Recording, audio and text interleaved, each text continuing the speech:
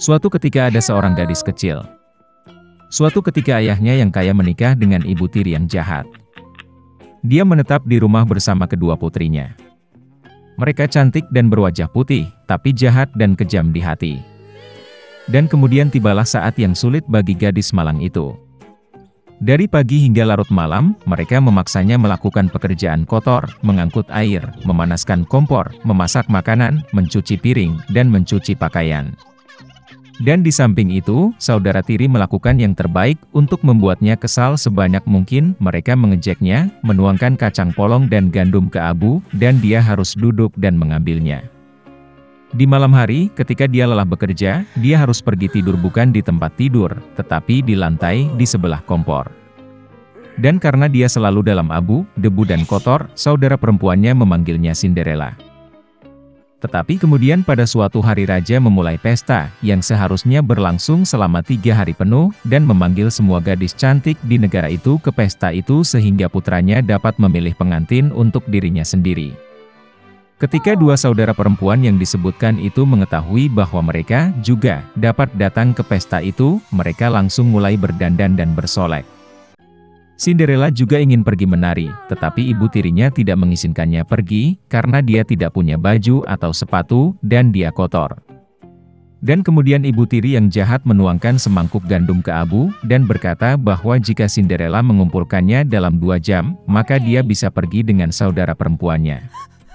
Cinderella pergi ke taman dan menangis. Dan kemudian 2 burung merpati putih terbang masuk, diikuti oleh kawanan burung yang berbeda. Mereka menukik di atas abu dan mulai mematuk, jadi mereka memilih semua biji-bijian dalam mangkuk.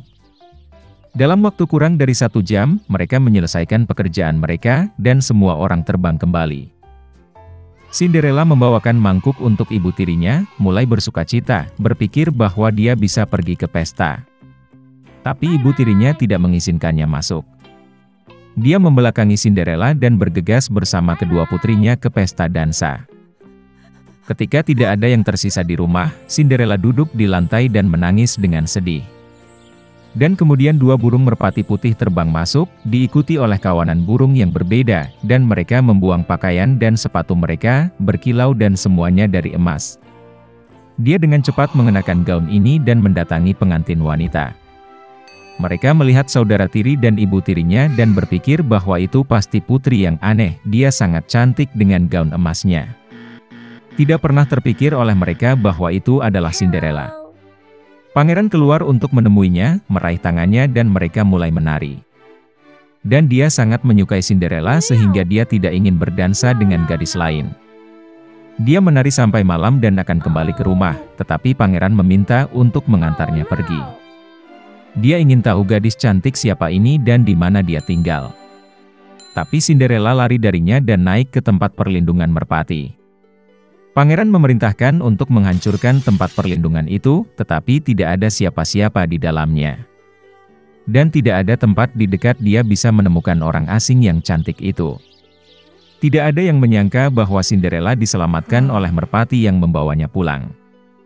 Pangeran kesal dan pergi ke istana dengan kepala menunduk.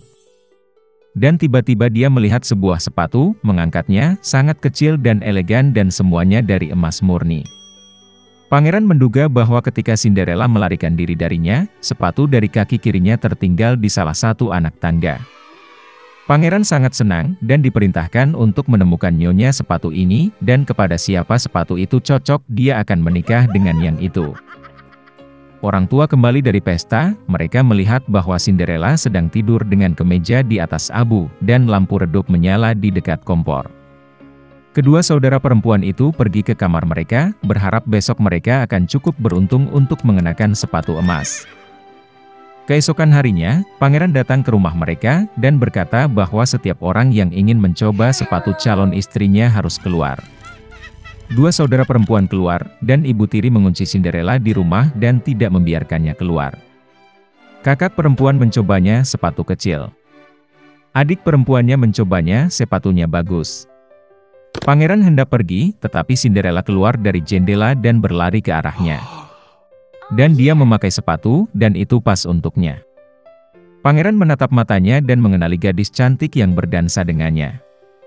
Dia membawa Cinderella, menunggang kuda, dan pergi untuk bermain pernikahan dengannya. Dan dia memerintahkan saudara perempuan dan ibu tiri untuk dikunci di rumah mereka, dan jangan pernah membiarkan mereka keluar dari sana. Beginilah cara mereka dihukum karena kejahatan dan penipuan mereka. Di luar turun salju, semakin gelap dan semakin gelap. Itu tepat sebelum Natal. Di musim dingin ini seorang gadis pengemis kecil dengan kepala telanjang dan kaki telanjang berkeliaran di jalanan. Kakinya benar-benar merah karena kedinginan. Di tangannya, gadis itu membawa sebuah kotak. Itu adalah penjual korek api kecil. Sepanjang hari dia tidak menjual satupun korek api, karena tidak ada yang memperhatikan gadis itu. Dia tidak dapat kembali ke rumah, karena hari itu dia tidak membantu sepeser pun.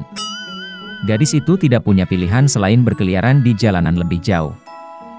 Akhirnya gadis itu menemukan tempat yang nyaman di sekitar sudut rumah. Dia duduk di tanah yang membeku. Gadis itu merasa lebih dingin. Tangannya benar-benar membeku, dan jari-jarinya sakit karena kedinginan. Dia tidak bisa menahan rasa sakit ini lagi. Gadis itu dengan takut-takut mengambil satu korek api. Dengan tangan gemetar, dia memukul korek api ke dinding. Korek api itu menyala terang dan mulai menyala dengan nyala api yang merata, seperti lilin kecil. Gadis malang itu menggesernya dari tangan ke tangan untuk menghangatkan jari-jarinya. Dia membayangkan dirinya duduk di dekat perapian besar di ruangan yang indah. Ini membuat gadis itu semakin hangat.